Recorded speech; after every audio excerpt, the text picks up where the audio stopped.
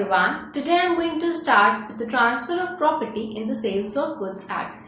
As we already know, transfer of property in the goods from the seller to the buyer is the essence of the contract of sale. Sometimes the transfer of property can be done at the time when the contract has been entered into. That is, जब contract बना है तभी transfer of property हो सकती है, or at some later time, that is on the fulfillment of some condition, या फिर जब कोई specific time decide किया है, at that time the transfer of property can be done. This is a general rule. And for the purpose of this transfer of property, the goods can be divided into two types. That is the specific or uncertain goods or uncertain goods. I have already discussed what is the specific goods and uncertain goods in my previous videos of contract of sale. So we'll start with the transfer of property in specific goods. Section 19, 20, 21, 22 and 24 talks about the transfer of property in specific goods. First we start with section 19. Section 19 talks about that the property can be transferred as intended.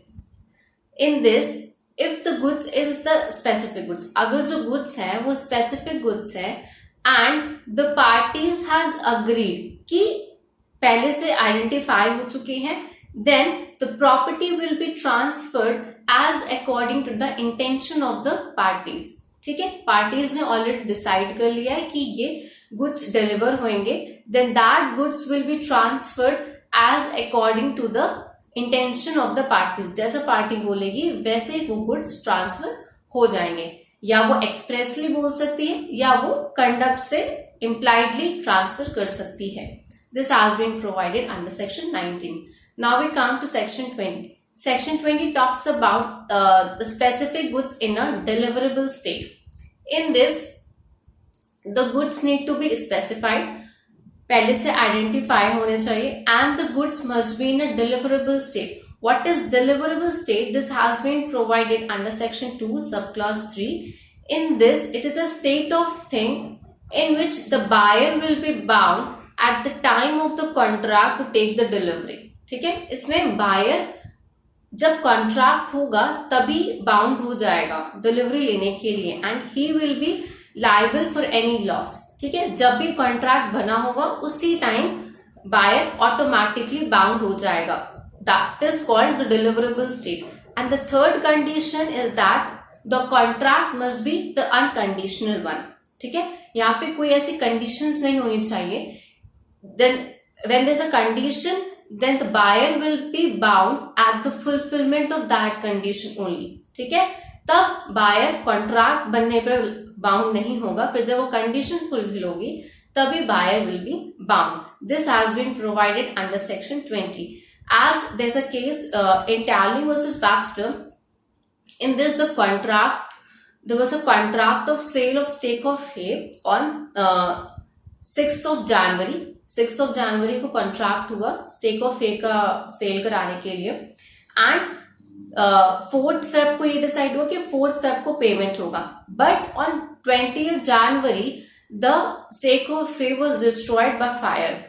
आग लग गई, सारे goods destroy हो गए. So in this case the buyer will be liable for that loss, because जब contract बना, that is on 6th January only, the buyer was bound. So in this, as the goods was in a deliverable state, the buyer will be liable. This has been provided under section 20. Now we come to section 21, which talks about specific goods not in a deliverable state.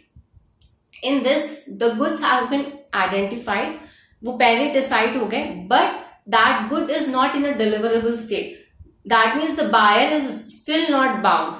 ठीक है, the seller has to do something. Seller को ऐसा कुछ करना पड़ेगा जिसकी वजह से buyer bound हो. So यहाँ पे seller को कोई condition है वो fulfill करनी होगी, तब जाके buyer bound होगा, and the notice must be given to the buyer. उस काम को करने के बाद seller की responsibility होती है कि वो buyer को notice they. As in the case of Rugg versus Minute, In this, buyer wants 100 bottles of oil in a glass bottle. वो सेलर से बोलता है कि मुझे ऑयल चाहिए जो कि ग्लास बॉटल में हो. तो in this glass bottle is a deliverable state. Okay, seller क्या करता है, ठीक है, वो अग्री करता है. 50 bottles of oil को वो ग्लास बॉटल में डाल देता और अभी 50 बची रहती है. Meanwhile, उसमें फायर की वजह से all the bottles got destroyed. ठीक है. So in this the buyer will be liable only for that 50 bottles जो कि ग्लास बॉटल में थे, because now that bottles was in a deliverable state. So the buyer will be bound only for that glass bottle, 50 glass bottle. And in this, in section 21, it is important that the seller must give notice to the buyer. ठीक है.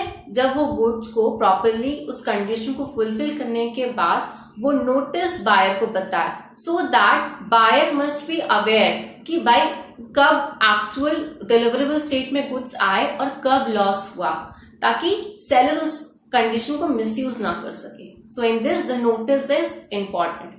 Now we come to section 22, which talks about specific goods to be weighed, measured or be tested. In this, specification हो गया goods का, already identify हो गए हैं, but seller को for the ascertainment of price उसको वे करना है या मेजर करना है. ठीक है. So in this the buyer will be bound only after the weighing और द प्रॉपरली मेजरमेंट जब हो जाएगा तभी बायर बाउंड होगा. उससे पहले buyer will not be bound. ठीक है. जब प्रॉपरली उसको मेजर कर लिया जाएगा, उसकी प्रॉपरली प्राइस की असर्टेनमेंट कर लेगी एंड उसके बाद notice is important, then only the buyer will be bound. This has been provided under section 22. Now we come to section 24, which talks about good delivered on approval, on sale or on return basis. Now in this, as we know कि जब हम shop में जाते हैं, ठीक है, हम कोई सामान जैसे सपोज 2-3 क्लॉथ लेते हैं कि चलो हम घर में जाके ट्राई करके आते हैं एंड मम्मी से पूछ के आते हैं, अगर उन्हें अच्छा लगा then I will take that good, otherwise मैं उसको रिटर्न कर दूंगा. ठीक है. हम ऐसा करते हैं generally. So in this, if the seller ने बायर को गुड दे दिया, बहुत सारे गुड्स दे दिए कि आप अप्रूवल के बेसिस में मैं दे रहा हूं, so in this the buyer will not be bound, और बायर ओनर नहीं होगा जब तक ये 3 कंडीशंस फुलफिल नहीं हो जाती. Number 1, when the buyer has given the approval to the seller कि भाई I have accepted the goods. ठीक है. मैं जो तुम्हें गुड्स, तुमने मुझे ट्रायल बेसिस पे गुड्स दिए थे, आई हैव एक्सेप्टेड द गुड्स, ये बात सेलर को बोले. सेकेंड कंडीशन, या वो अपने कंडक्ट से ऐसा दिखा दे कि yes I have accepted the goods and I am the owner. Suppose मैंने क्लॉथ लिया एंड उसको जाके मैंने टेलर को दे दिया. ठीक है. सो यहाँ पे टेलर को देना, या मैंने उसको सेल कर दिया. So by that conduct it is presumed that now I will be bound and I am the owner of that good. Okay. And third condition, अगर मैंने रीजनेबल टाइम में रिटर्न नहीं किया, ठीक है, या मैंने उसको ये चीज एक्सेप्टेंस बताया नहीं और वो रीजनेबल जो रिटर्न करने का टाइम था वो चला गया, so in that case the buyer will automatically be bound. Okay. ये सारे कंडीशंस हो गए स्पेसिफिक गुड्स के. Now we come to the uncertain goods और the future goods. This has been provided under section 18 and section 23. Section 18 क्या कहता है कि suppose there is uncertain goods, बहुत सारे uncertain goods हैं, so it is important कि पहले जो uncertain goods हैं उनको हम ascertain करेंगे, then only that goods will be transferred to the other person. ठीक है. Suppose बहुत सारे bundles हैं, तो हम उस bundles में कुछ तो कलेक्ट करेंगे, एक गुड्स को पाइल निकालेंगे, then transfer can be done ना. तो यहाँ पे असर्टेनमेंट होना it's important. This has been provided under section 18. Now section 23. Section 23 talks about the word appropriation. ठीक है. यहाँ पे जो असर्टेनमेंट कर रहा है वो सेलर खुद से कर रहा है, ठीक है। यहाँ पे ये यूनिलैटरल एक्ट है, यहाँ बायर से वो पूछ नहीं रहा है, so this is incomplete. In this appropriation is important. यहाँ पे जैसे ही सेलर असर्टेन करेगा गुड्स को, वो नॉलेज और वो उस चीज की इंफॉर्मेशन वो जाके बायर को बताएगा। इन this the common intention is important. यहाँ पे बायर और सेलर दोनों को अग्री करना पड़ेगा, ठीक है। सो दैट सेलर को प्रॉपरली उस गुड्स के बारे में डिस्क्रिप्शन देना पड़ेगा कि भाई मैंने जो गुड्स असर्टेन किए हैं वो ऐसे ऐसे हैं, ठीक है, आप इस पे अग्री कर रहे हो, आप इस पे अपना एसेंट दे रहे हो, then only that appropriation will be valid and the appropriation should be unconditional one, ठीक है। उसमें वहां पे कोई भी ऐसा कंडीशन एड ऑन नहीं होना चाहिए। अगर कोई कंडीशन होगा then the buyer will be bound only on the fulfilment of that condition, ठीक है। तो यहाँ पे सेलर असर्टेन करेगा गुड्स को और फिर उस असर्टेनमेंट के बाद वो नोटिस जाके बायर को बताएगा कि मैंने ये गुड्स को असर्टेन किया है, इसकी डिस्क्रिप्शन देगा एंड देन बायर अपना कंसेंट देगा कि ठीक है I am agreeing with that. So in this then only the buyer will be bound, ठीक है। और यहाँ पे एप्रोप्रिएशन अनकंडीशनल होना चाहिए। This has been provided under section 23. The last topic, that is the risk follows property. This has been provided under section 26. It talks about, as we know कि जब seller के पास अगर प्रॉपर्टी है then कोई भी अगर लॉस होता है then seller will be liable for that loss. या अगर बायर के पास प्रॉपर्टी ट्रांसफर हो गई है then buyer will be liable for that loss, ठीक है। जिसके पास प्रॉपर्टी होगी वो उस लॉस के लिए लायबल होगा। This is a general rule, but there is a exception to this general rule. First, if there is a express agreement, अगर ऐसा कोई एक्सप्रेस इंटेंशन है या अग्रीमेंट है बायर और सेलर के बीच में, देन जरूरी नहीं है कि वो सेलर या बायर ओनर हो, ठीक है, तो भी he will be liable. As in the case of Bedington versus Hale, in this the fur was delivered to the buyer, ठीक है। यहाँ पे कुछ फर थे, सेलर ने बायर को दिया था, आप इसको एग्जामिन कर लो properly and then you give your approval. But there was a contract कि जो भी पर्सन अप्रूवल के लिए डिमांड कर रहा है then that person will be liable. So in this the fur got stolen, ठीक है। यहाँ पे बायर ओनर नहीं बना था अभी, वो बस एग्जामिनेशन के लिए अप्रूवल बेसिस पे वो गुड्स को ले गया था, बट यहाँ पे ऑलरेडी अग्रीमेंट था सेलर और बायर में दैट जो भी अप्रूवल बेसिस पे गुड्स ले जाएगा उसकी रिस्पॉन्सिबिलिटी होगी।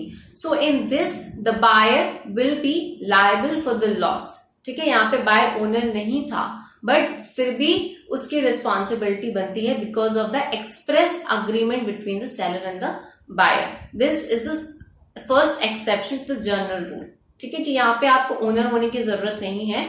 अगर आपके पास अग्रीमेंट है, express agreement and you have the possession of the good then you will be liable.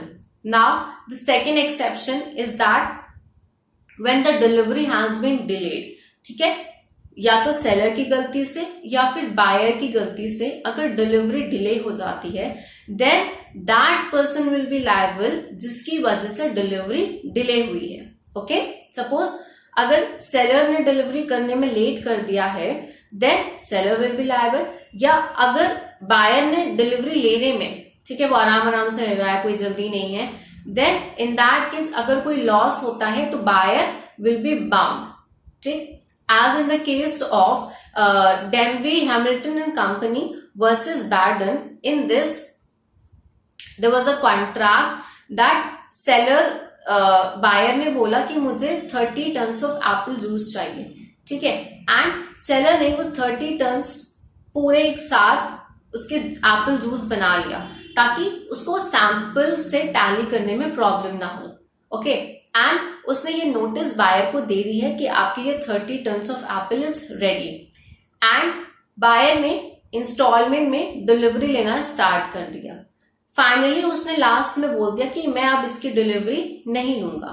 So in this case the buyer will be liable. Because यहाँ पे डिले जो हो रहा है वो बायर की वजह से हो रहा है, क्योंकि बायर ने रिफ्यूज कर दिया कि अब वो डिलीवरी नहीं लेगा, सेलर ने तो अपना पार्ट कर लिया। So in this the buyer will be liable because उसकी वजह से डिलीवरी में डिले हो रहा है। Okay, now there is an exception to this proviso.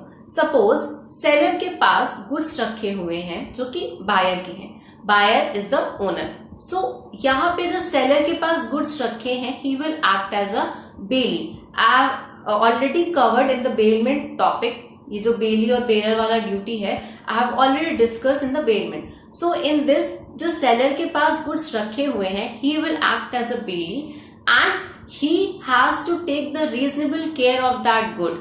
ठीक है, वो ऐसे रीजनेबल केयर दिखाएगा as if he is the owner. और अगर कोई भी डिस्ट्रॉय होता है गुड्स में या कोई भी नुकसान होता है, then in that case the bailee will be liable, that means seller will be liable. Okay, अगर बायर ओनर है और बायर का गुड्स सेलर के पास रखा है, then seller will act as a bailee. और एक बेली की रिस्पॉन्सिबिलिटी होती है, एक उसकी ड्यूटी होती है कि उस गुड्स को प्रॉपरली एक ड्यू केयर दी जाए उस गुड्स को प्रोटेक्ट करने में। सो इन दिस केस अगर कोई लॉस होता है तो the seller will be liable. This is an exception to the proviso जो हमने ऊपर पढ़ा।